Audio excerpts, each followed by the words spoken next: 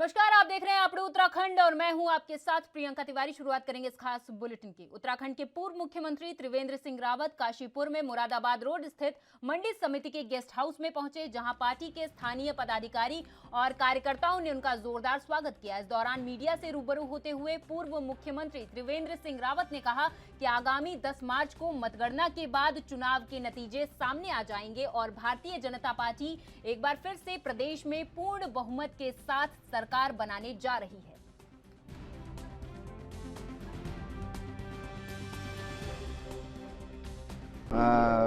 मतगणना होगी, उसके परिणाम सामने आएंगे। भारतीय जनता पार्टी एक बार फिर उत्तराखंड में सरकार बना रही है और वो भी प्रचंड बहुमत के साथ। ये बात मैं इसलिए कह रहा हूँ कि कई लोग, और आज मैं एक मीडिया में पढ़ रहा था कि साहब हम गवर्नमेंट बनने की संभावना है, निर्दलीय जीत कर बड़ी संख्या में आने वाले हैं। तो उत्तराखंड के लोगों ने हमेशा नेशनल पार्टी को ही अपना पक्ष दिया है, अपना मतदान किया है। और उत्तराखंड की जनता ये जानती है कि सरकारें एक दल की ही अच्छी होती हैं, वही ठीक से विकास कर सकती हैं और राज्य को स्थिरता प्रदान करने के लिए इस बार उत्तराखंड की जनता ने मतदान किया है। 5 साल का समय भारतीय जनता पार्टी को अभी तक मिला है और आने वाले 5 साल भी भारतीय जनता पार्टी के होंगे। और पुष्कर सिंह धामी जी, उत्तराखंड में 10 मार्च को विधानसभा चुनाव की मतगणना होनी है, जिसको लेकर सभी दल अपनी अपनी तैयारी में जुटे हैं। वहीं सोमवार यानी 7 मार्च को बीजेपी के प्रदेश चुनाव प्रभारी और केंद्रीय मंत्री प्रहलाद जोशी की अध्यक्षता में प्रदेश बीजेपी कार्यालय में एक बैठक का आयोजन होगा, जिसमें मुख्यमंत्री पुष्कर सिंह धामी, प्रदेश अध्यक्ष मदन कौशिक, सभी पूर्व मुख्यमंत्रियों के साथ पार्टी के वरिष्ठ नेता और प्रत्याशी मौजूद रहेंगे। बीजेपी के राज्यसभा सांसद नरेश बंसल ने बताया कि इस बैठक में सभी प्रत्याशी मौजूद रहेंगे और सभी से विधानसभा वार चुनावी स्थिति पर वार्ता होगी। साथ ही भितरघात का आरोप लगाने वाले विधायकों का भी पक्ष सुना जाएगा। हमारी मतगणना से पहले की बैठक है, जिसमें हमारे सभी विधायक प्रत्याशी, विधानसभाओं के प्रभारी, जिलों के अध्यक्ष, प्रदेश के पदाधिकारी और सभी सांसद, मुख्यमंत्री जी सभी उपस्थित रहेंगे और हमारे राज्य के चुनाव प्रभारी, केंद्रीय संसदीय एवं खान मंत्री आदरणीय श्री प्रहलाद जोशी जी का सबको मार्गदर्शन मिलेगा। बीजेपी नेताओं द्वारा की जा रही बैठकों पर कांग्रेस ने तंज कसा है। कांग्रेस प्रदेश प्रवक्ता डॉक्टर आरपी रतूड़ी ने कहा कि बीजेपी को लगने लगा है कि जनता ने इस बार उन्हें समर्थन नहीं दिया है और सरकार कांग्रेस की बनने जा रही है, इसलिए बीजेपी अपनी विदाई की तैयारियों को लेकर बैठक कर रही है। डॉक्टर रतूड़ी ने कहा कि कांग्रेस अपनी तैयारी कर रही है। 10 मार्च के बाद प्रदेश में कांग्रेस की सरकार बनेगी, इसलिए कांग्रेस के प्रत्याशी और विधायकगण अपने अपने काउंटिंग एजेंट को गंभीरता से ड्यूटी निभाने की हिदायत दे रहे हैं। इसके अलावा कांग्रेस का शीर्ष नेतृत्व अपने कार्यकर्ताओं के मनोबल को बढ़ाने का कार्य कर रहा है।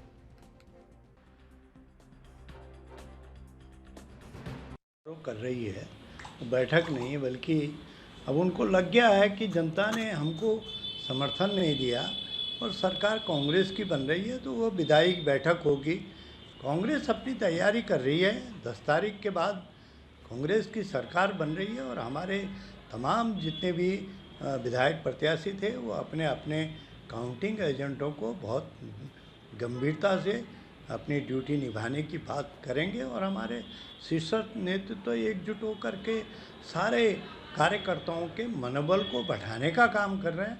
भारतीय सूबे के सबसे विवादित विभाग शिक्षा विभाग में एक बात है, भर्ती घोटाले की बात उजागर होने पर कांग्रेस तक भाजपा सरकार पर जुबानी हमला बोल रही।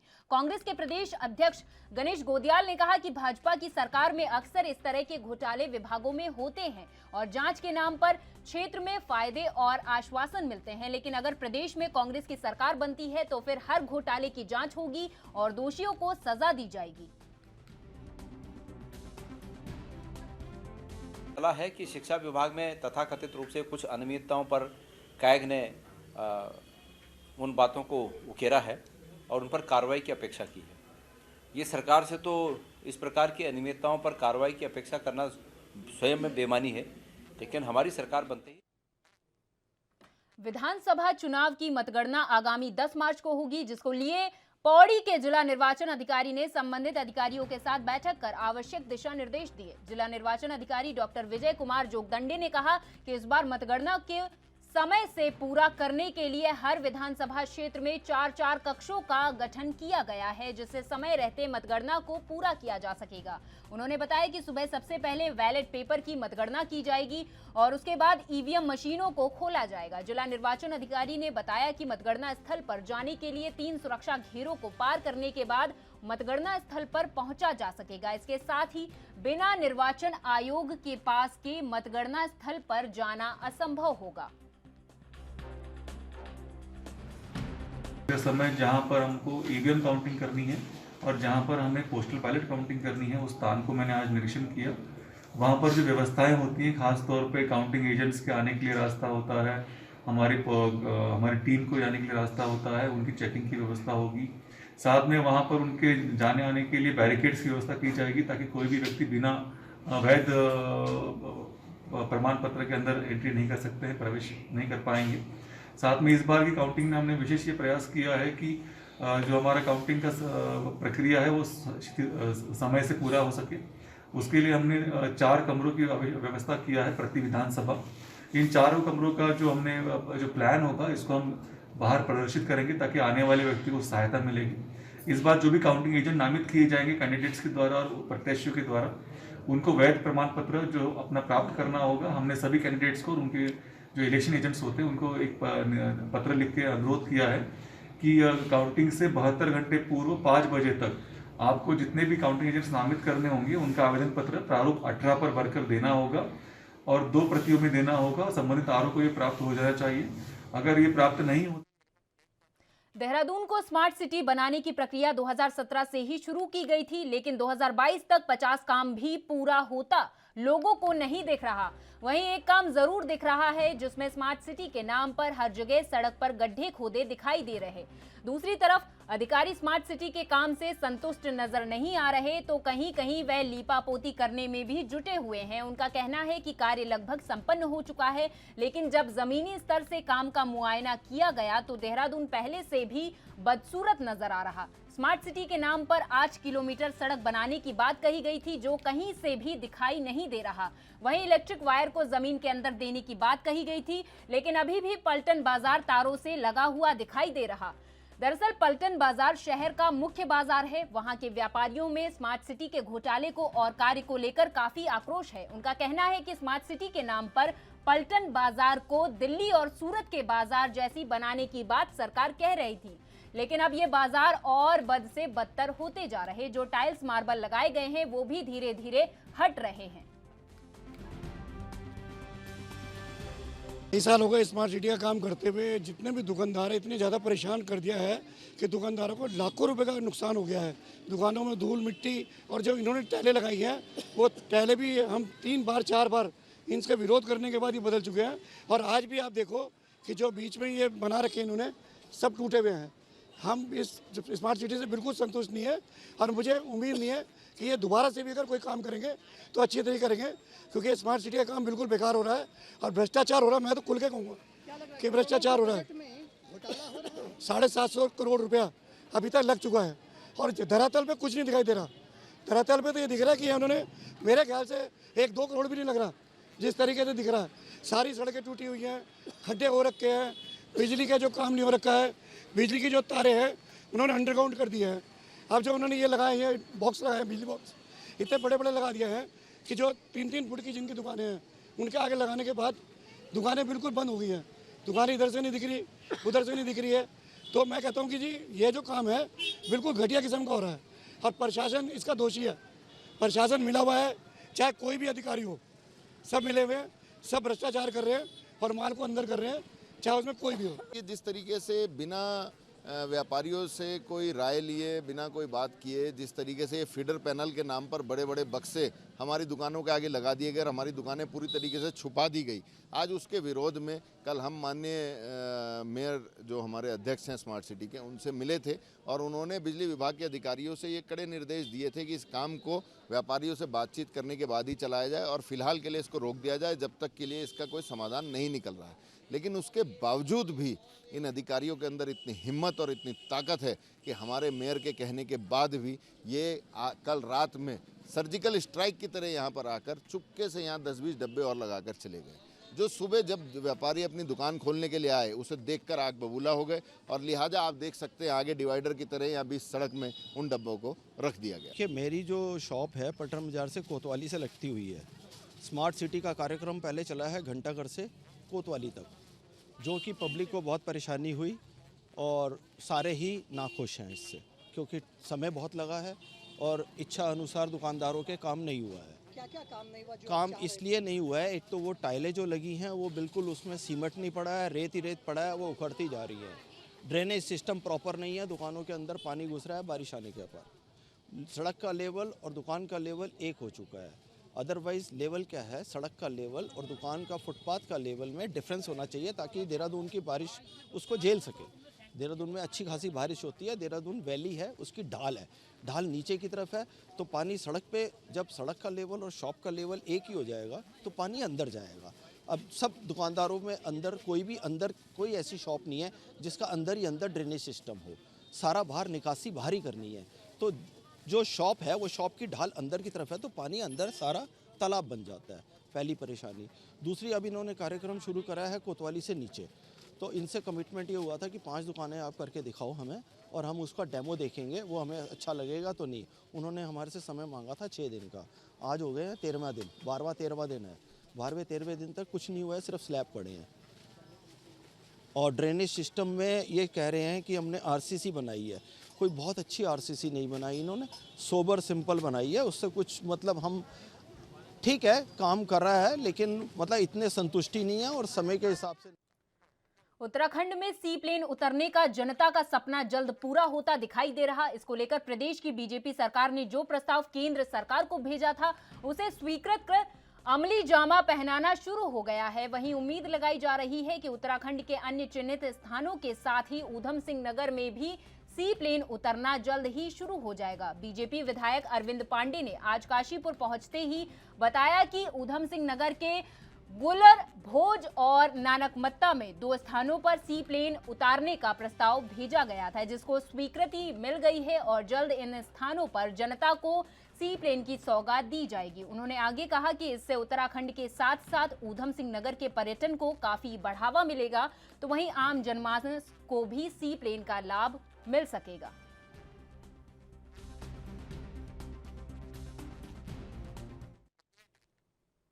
उत्तर प्रदेश के साथ साथ उत्तराखंड में भी समाजवादी पार्टी अपना जनाधार बढ़ाने की कोशिश में जुट गई है, जिसकी शुरुआत तीर्थ नगरी ऋषिकेश से की गई। रविवार को समाजवादी पार्टी युवजन सभा के प्रदेश अध्यक्ष अमित यादव ऋषिकेश के गीतानगर पहुंचे, जहां पार्टी कार्यकर्ताओं ने प्रदेश अध्यक्ष का फूल मालाओं से जमकर स्वागत किया। मौके पर प्रदेश अध्यक्ष ने कई युवा नेताओं को समाजवादी पार्टी की सदस्यता ग्रहण कराई। मुख्य रूप से अजय सिंह को प्रदेश महासचिव, संजीव यादव को महानगर अध्यक्ष और मनीष जाटव को महासचिव महानगर के पद की जिम्मेदारी भी सौंपी गई। इस दौरान समाजवादी पार्टी के राष्ट्रीय महासचिव डॉक्टर कदम सिंह बालियान ने दावा किया कि समाजवादी पार्टी को तीसरे विकल्प के रूप में उभरने के लिए उत्तराखंड में हर संभव प्रयास किए जाएंगे।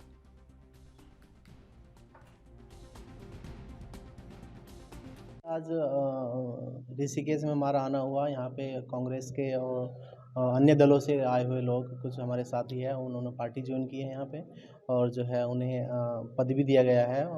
हमारे अजय सिंह जी है, उन्हें जो है प्रदेश महासचिव युवजन सभा बनाया गया है और संदीप यादव जी है, उन्हें महानगर अध्यक्ष ऋषिकेश बनाया गया है और एक हमारे मित्र हैं मनीष जाटव जी, उन्हें महानगर सचिव बनाया गया है। देखिए, हमारे नेता श्री अखिलेश यादव जी का निर्देश है कि उत्तराखंड में पार्टी को आगे बढ़ाने के लिए हम काम करेंगे और उसके लिए हमें यूथ को सबसे पहले जोड़ना होगा, क्योंकि यूथ के साथ में बहुत सारी प्रॉब्लम्स हैं। यहाँ यूथ को रोज़गार नहीं मिल रहा है, पढ़ाई नहीं मिल रही, अच्छी शिक्षा नहीं मिल रही और स्वास्थ्य सेवा पूरी तरह ठप है। यहाँ पे समाजवादी पार्टी तीसरा विकल्प बन के उभर रही है और इसी दिशा में हम काम कर रहे हैं। चुनाव खत्म होने के तुरंत बाद जो है हमारा प्रदेश का भ्रमण स्टार्ट हो गया है और समाजवादी पार्टी को आगे बढ़ाने के लिए हम पूरी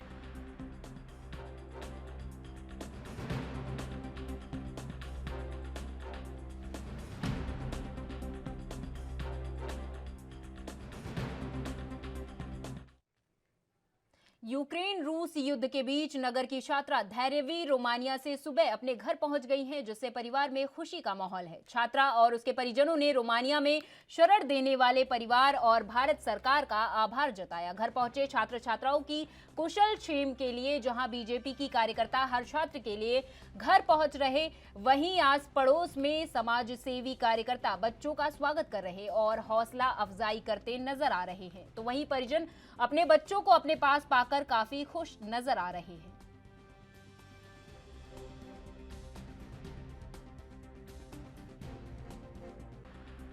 मैं अभी फ़िलहाल सेकेंड ईयर में हूँ, तो लगभग 2 साल हो गए वहाँ पे रहते हुए। और अभी करंट सिचुएशन के हिसाब से वहाँ पे मैं 26 तारीख से वहाँ पर आई हूँ और 24 तारीख से वहाँ पे वॉर शुरू हो गई थी, तो एक्सप्लोजन बॉम्बिंग ये सब चल रहा था वहाँ। तो लगभग 26 की सुबह वहाँ से चले थे रोमानिया बॉर्डर की तरफ। फिर वहाँ पर घंटों लाइन वगैरह में लगने के बाद, बहुत मुश्किलों के बाद फिर रोमानिया के बॉर्डर से निकले हम वहाँ पर। फिर एयरपोर्ट के पास पहुँचे और वहाँ रोमानियन फैमिली के साथ रहे। फिर वहाँ से 1-2 दिन बाद एयरपोर्ट के लिए निकले।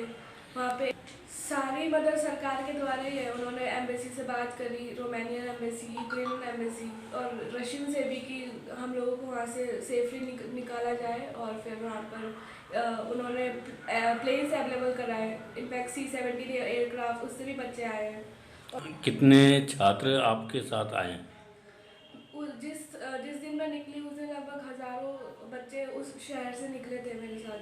और मतलब अलग अलग स्टॉप पे थे, बसेस गई थी, लगभग 6-7 बसेस हर एक स्टॉप से निकली थी वहाँ उस दिन। घर आके वहाँ से निकल के बहुत अच्छा लग रहा है, पर बुरा भी लग रहा है कि वो बहुत सारे लोग वहाँ पर फंसे हुए हैं अभी भी, निकले वहाँ से जल्दी। नेशनल मेडिकल यूनिवर्सिटी का छात्र हूँ और मैं वहाँ पर दूसरे ईयर में पढ़ता हूँ और मेरी अभी 1 महीने की पढ़ाई बाकी है और मेरा अभी 6 साल का वहाँ पे कोर्स है। मेरे अभी 4 साल की पढ़ाई वापस है। हमने बमबारी को देखते हुए अपने वतन वापस लौटने का फैसला किया और बहुत मुश्किलों का सामना करते हुए हम अपने वतन इंडिया अभी आ चुके हैं। और बमबारी तो वहाँ पर अभी भी हो रही है, पर हमें बहुत मुश्किलों का सामना करना पड़ा और फ्लाइट मिली वहाँ से हमें। हम दिल्ली आए, दिल्ली से फिर उसके बाद अपना थोड़ा रात का समय तय करके हम अपने घर पहुँच चुके हैं। सर, दिक्कतें तो हमें बहुत हुई हैं, पर ये उसका हम शुक्रगुजार हैं कि हमें फ़्लाइटें जो है हमें फ्री कर दी गई रतन टाटा जी की वजह से, क्योंकि उन्होंने ट्वीट किया कि हम बच्चों के लिए फ़्लाइटें फ्री करेंगे। और जो रोमानिया बॉर्डर से पहले की स्थिति है वहाँ पे हमें बस ने हमने बस अपने आप की। 3-4 दिन तक तो हमारी कोई बात या फ़ोन कुछ नहीं हुआ, लेकिन जब बच्चे को पता चला कि दिल्ली है आ गया तो हमें बहुत खुशी हुई। लेकिन 3-4 दिन तक परेशानी उठाई, ना खाना बना, ना कुछ बच्चों पे ध्यान, ना नहीं लग रहा है। हमें खुशी है, लेकिन हमें जो बच्चे हुआ या जो लड़ाई हो रही है उसका भी काफ़ी दुख हो रहा है। कल भी एक बेटी हमारी आई थी, धैर्यवीर, उसी के द्वारा मुझे अभय के विषय में पता लगा था कि ये भी यूक्रेन से लौटे हैं। तो कल ही बात हो गई थी कि इनके घर आना है। तो आज हम सब अपनी टीम के साथ, पूरी भारतीय जनता पार्टी की टीम हमारे साथ है और हर घर जाकर हम उनके परिवार को सकुशल आने की बधाई दे रहे हैं और उनको मिठाई खिलाकर उनका स्वागत कर रहे हैं। और बहुत ही एक अच्छी बात है कि भारत के प्रधानमंत्री माननीय मोदी जी के प्रयास से ही ये काम हो पाया है कि आज पूरे विश्व में माननीय मोदी जी ने भारत का एक ऐसा परचम लहरा दिया है कि उस तिरंगे की शान ऐसी बनी है जो आज तक कभी बनी नहीं। जो बच्चे आए हैं यूक्रेन से लौट के, हर बच्चा ये कह रहा है कि उस झंडे की वजह से ही भारत के ही बच्चे नहीं बल्कि विदेशों के बच्चे भी अपने भारतीय झंडे को लगाकर और वहाँ से निकलने का प्रयास कर रहे हैं। और हमारे जितने भी बच्चे हैं लगभग सभी बच्चे सकुशल भारत लौट चुके हैं। ऐसा कैलकुलेशन तो नहीं लग पाया कि कितने बच्चे, क्योंकि मुझे ये नहीं पता है कि कितने बच्चे वहाँ गए थे, लेकिन जितना मुझे अपने संपर्क से पता लग रहा है कि जो बच्चे आए हैं हमारे ग्रामीण क्षेत्र से भी और नगर क्षेत्र से भी, तो हम गणतंत्र दिवस पर प्रधानमंत्री नरेंद्र मोदी के उत्तराखंडी टोपी पहनने के बाद उत्तराखंड की टोपी सोशल मीडिया पर छा गई है, जिसके चलते उत्तराखंड के पहाड़ी जिले अल्मोड़ा में भी टोपी को लेकर आम जन युवाओं में खासा क्रेज दिखाई देने लगा है। आलम यह है कि उत्तराखंडी टोपी की बाजार में मांग बढ़ गई है। बाजार में उत्तराखंडी टोपी की बढ़ती मांग को देखते हुए कई व्यापारियों ने उत्तराखंडी टोपी की बिक्री शुरू कर दी है, जबकि कई टेलरों को भी इस टोपी से रोजगार मिलने लगा है। स्थानीय दुकानदारों का कहना है कि मोदी ब्रांडिंग के बाद उत्तराखंडी टोपी की भारी मांग हो रही है।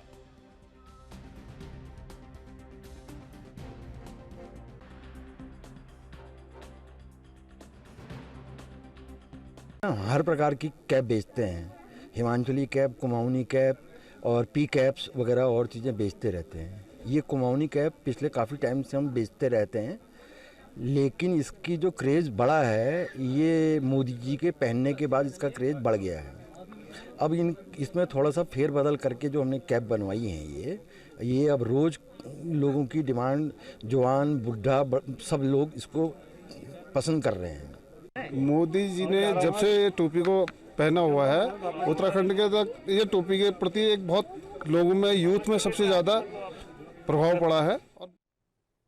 सांस्कृतिक नगरी अल्मोड़ा में महाशिवरात्रि के बाद महिला होली की भी धूम शुरू हो गई है। होली के नजदीक आने के साथ ही पुरुष और महिलाएं नगर और ग्रामीण क्षेत्रों में होली की महफिलें जमाने लगे हैं। नगर के भद्रेश्वर मंदिर में महिलाओं ने बैठकी होली का आयोजन किया। एकादशी से रंग पड़ने के साथ होली की शुरुआत होती है, लेकिन सांस्कृतिक नगर अल्मोड़ा में पौष के पहले रविवार के साथ ही होली आयोजन शुरू हो जाते हैं। पौष के पहले रविवार से भक्ति संगीत पर आधारित बैठकी होली का आयोजन किया जाता है, जबकि शिवरात्रि के बाद श्रृंगार रस आधारित रस भरी होली गायन शुरू हो जाता है।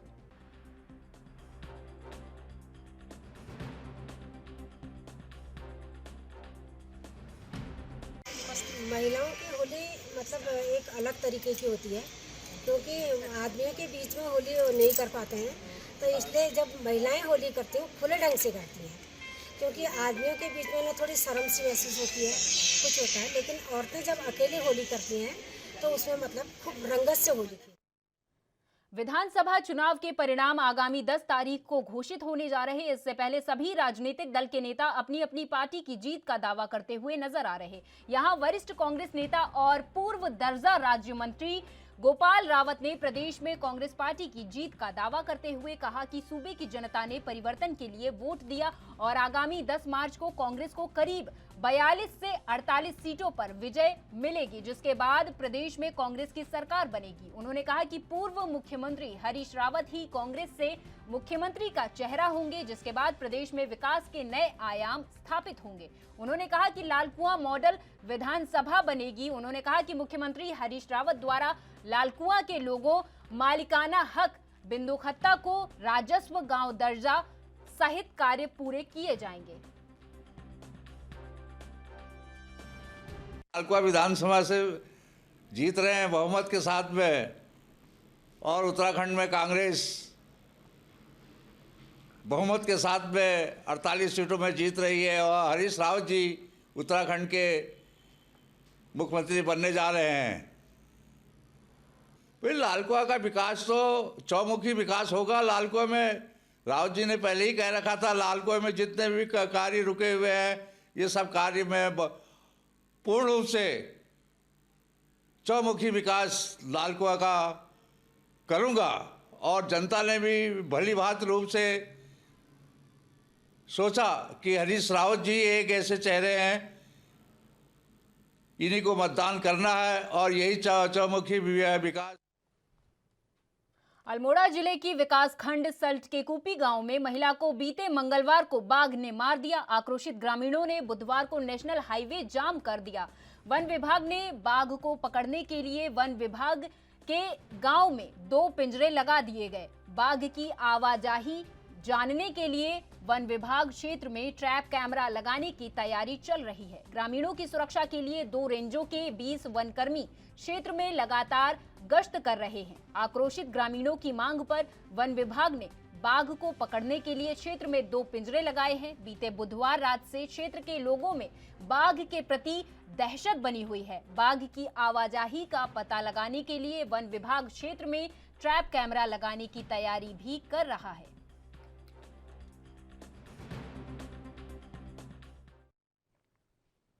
और मेरे साथ इस खास पेशकश में बस इतना ही। आप देखते रहिए एएनबी न्यूज़। नमस्कार।